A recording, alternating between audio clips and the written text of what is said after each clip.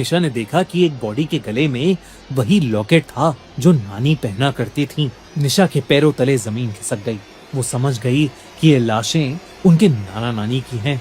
पर अगर ये लाशें उनके नाना नानी की हैं, तो वो कौन है जिनके साथ वो रह रहे हैं? इससे पहले कि अमन और निशा कुछ समझ पाते, उस कमरे में बच्चों की आवाजें गूंजने लगी। दोनों अमन और निशा कमरे को टटोलने लगे। आखिर ये आवाजें आ कहां से रही थीं? ढूंढते ढूंढते अमन गलती से एक पुरानी बुक शेल्फ से टकरा गया। ताज्जुब की बात यह थी कि वो बुक शेल्फ किसी दरवाजे की तरह खुल गई और उसके पीछे था एक सीक्रेट कमरा। दोनों में से किसी की हिम्मत अंदर झांक के देखने की नहीं हो रही थी, पर तभी उस सीक्रेट रूम से कुछ बच्चों ने उनका नाम पुकारा। डरे सहमे दोनों बच्चे धीरे धीरे कमरे के अंदर जाने लगे। अंदर काफी अंधेरा था और इसलिए कुछ भी दिख नहीं रहा था, पर अचानक ही एक हल्की सी सफेद रोशनी कमरे के दूसरी तरफ से आने लगी। अब उन बच्चों की आवाजें तेज हो गई थीं, मानो कई बच्चे दर्द में रो रहे हों। ऐसा लग रहा था कि वो आवाजें कुछ कहना चाह रही हैं। जब वो दोनों कमरे के दूसरी तरफ पहुंचे तो दोनों का डर और बढ़ गया। कमरे के बीचों बीच खोपड़ियों का ढेर पड़ा हुआ था।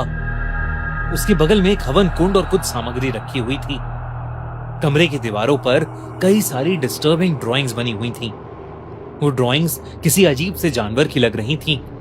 एक जानवर जिसके लंबे लंबे नुकीले नाखून और दांत थे। कमरे को देखकर साफ साफ समझ आ रहा था कि वहां काला जादू किया जा रहा था। दोनों उन ड्राइंग्स को देख ही रहे थे जब वो बच्चों की आवाजें चीखों में बदल गईं, जैसे कई बच्चे एक साथ जोर जोर से एक ही चीज बोल रहे हों, भाग जाओ यहां से। निशा और अमन फटाफट उस कमरे से बाहर निकल गए। अब सूरज ढलने को आया था, अंधेरा होने वाला था। निशा और अमन को अब यह समझ आ गया था कि जिनके साथ वो रह रहे हैं वो उनके नाना नानी नहीं हैं, और वो लोग जो भी हैं बहुत खतरनाक हैं। दोनों ने तय किया कि वो दोनों उन लोगों के आने से पहले ही भाग जाएंगे। दोनों जल्दी जल्दी फर्स्ट फ्लोर से नीचे उतरकर घर के फ्रंट डोर पर पहुंचे, पर पता नहीं क्यों दरवाजा खुल ही नहीं रहा था। दोनों घर के पीछे वाले गेट की तरफ जाने लगे। जब उन्हें किचन से एक अजीब सी आवाज आई, उन्होंने किचन के अंदर झांका तो उनकी सांसें अटक गईं।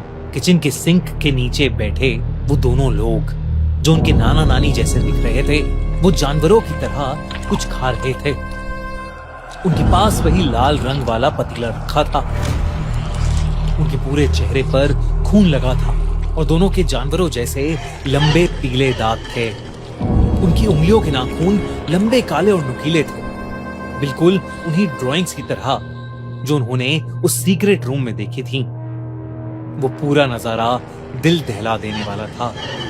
दोनों लोग जानवरों की तरह गुर्रा रहे थे। तभी नानी का सर एकदम से उनकी तरफ घुमा। उनकी आंखें सफेद पड़ी थीं, सिर्फ गहरे काले गड्ढे थे। उन्होंने किसी भड़के हुए जानवर जैसी आवाज निकाली। ये देखकर अमन और निशा वहां से तेजी से भागे कि कोने में एक बूढ़ा आदमी बैठा हुआ था। बच्चों को ऐसा डरा सहमा देखकर वो उनके पास जाकर सवाल पूछने लगा। आखिर इतनी रात को वो दोनों जंगल के बीचों बीच क्या कर रहे थे? तभी उसे बाहर से गुर्राने की आवाजें आईं। बिना डरे उस आदमी ने मंदिर के भारी दरवाजों को बंद किया और दोनों बच्चों को मंदिर के अंदर वाले कमरे में ले गया। उसने अपनी लैंडलाइन से एक फोन मिलाया और फिर वो बच्चों के पास आ गया। वहां उस बूढ़े आदमी ने बताया कि वो दोनों अब सेफ हैं और उनसे पूछा कि वो दोनों बच्चे आखिर उन दरिंदों से टकराए कैसे। निशा के मुंह से कुछ निकला ही नहीं।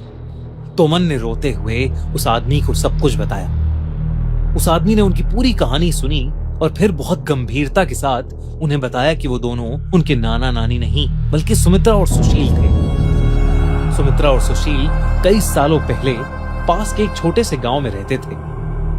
उन दोनों को हमेशा से बच्चे चाहिए थे, पर कई कोशिशों के बाद भी सुमित्रा को बच्चा नहीं हुआ। जब डॉक्टर्स उनकी मदद नहीं कर पाए तो उन्होंने काले जादू की मदद ली।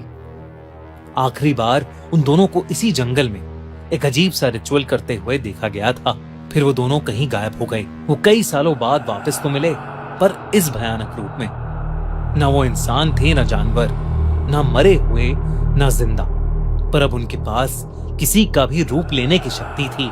उन्हें बच्चे बहुत पसंद थे, तो वो पहले लोगों को मारकर उनकी जगह उनके बच्चों के साथ रहते, और जब बच्चों को कुछ अजीब लगने लगता या वो भागने की कोशिश करते तो वो उन्हें मारकर उनका सर अपने पास रख लेते।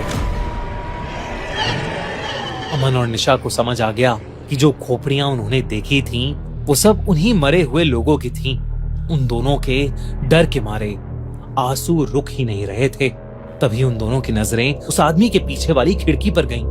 बाहर वही काले दरिंदे खड़े थे। उनके दांत चमक रहे थे और वो अपने लंबे नाखूनों से खिड़की के कांच को खरोच रहे थे। दोनों के मुंह खून से सने हुए थे और वो गुस्से से कुर्रा रहे थे। उस आदमी ने बच्चों को शांत कराते हुए कहा कि वो उस मंदिर का पुजारी है और वो मंदिर मंत्रों से बंधा हुआ है, इसलिए वो जानवर अंदर नहीं आ पाएंगे। उसने कहा कि उसने पुलिस को फोन मिलाया है और पुलिस बस आती ही होगी। पर पुलिस जब तक आई तब तक वो गुर्राने की आवाज बंद हो गई थी। वो दोनों दरिंदे जंगल की तरफ वापस भाग गए थे। निशा और अमन पुलिस वालों के साथ उनके नाना नानी के घर गए तो उन्हें वहां सारी डेड बॉडीज और कंकाल मिले। फौरन निशा और अमन को हॉस्पिटल भेजा गया और उनके पेरेंट्स को बुलाया गया। डॉक्टर्स का कहना था कि दोनों को कोई फिजिकल चोट नहीं लगी, पर जो कुछ भी हुआ था उसकी वजह से निशा और अमन बहुत ज्यादा डरे हुए हैं। उस रात निशा और अमन तो उन अधमरे जानवरों से बाल बाल बचे, पर न जाने अब वो दरिंदे किसका रूप लेकर किसके परिवार को तबाह कर रहे होंगे।